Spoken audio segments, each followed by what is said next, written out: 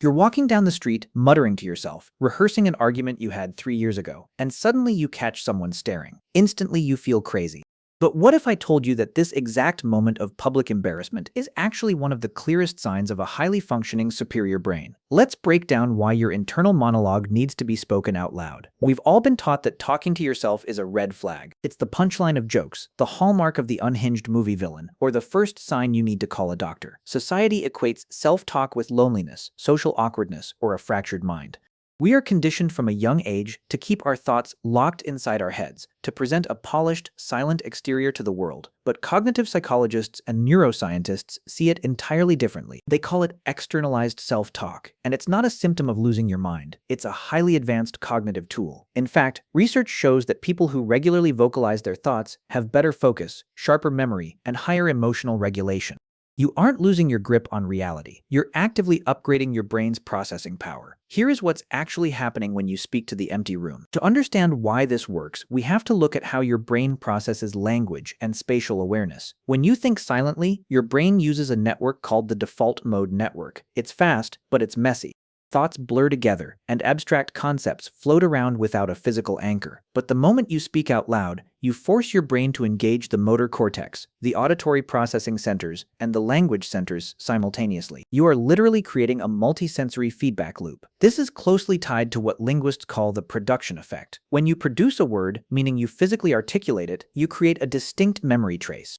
It separates that specific thought from the thousands of other silent thoughts you have every day, making it stand out in your memory. It's the cognitive equivalent of highlighting a sentence in a textbook. A fascinating study from the University of Wisconsin-Madison found that speaking words out loud helps the brain recognize objects faster and more accurately than thinking them silently. Why? Because it forces you to narrow your focus and eliminate distractions. When you say, "Where are my keys?"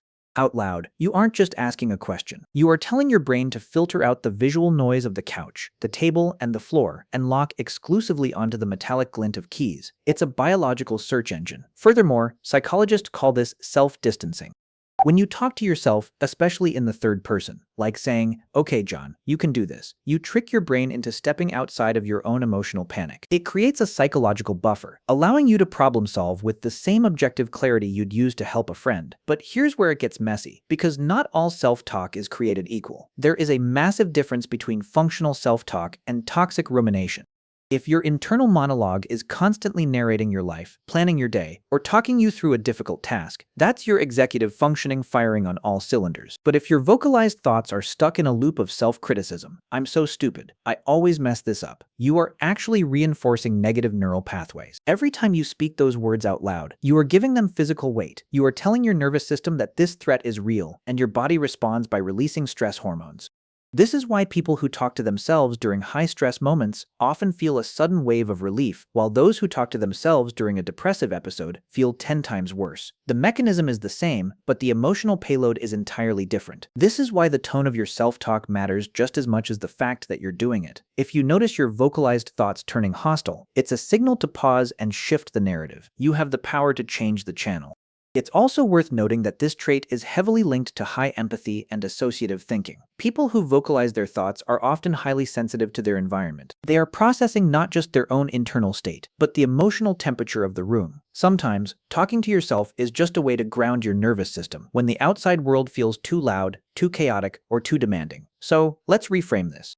That habit of whispering to yourself in the grocery store aisle isn't a quirk you need to hide. It's a sign of a brain that refuses to let information slip through the cracks. It's the mark of someone who is actively managing their cognitive load in a world that is designed to overwhelm you. Think about the greatest thinkers, writers, and problem solvers in history. They didn't just sit in silent contemplation. They paced, they muttered, they argued with the air.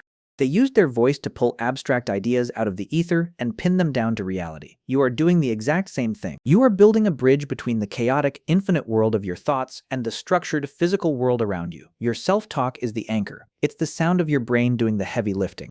It's the auditory proof that you are engaged, alive, and actively participating in your own life. It is the ultimate act of self-reliance. You don't need an audience to validate your thoughts. You are your own sounding board, your own coach, and your own anchor. So the next time you catch yourself narrating your morning routine or rehearsing a difficult conversation in the shower, don't feel embarrassed. Feel proud. You are utilizing a biological superpower that keeps you sharp, focused, and emotionally grounded. You aren't crazy.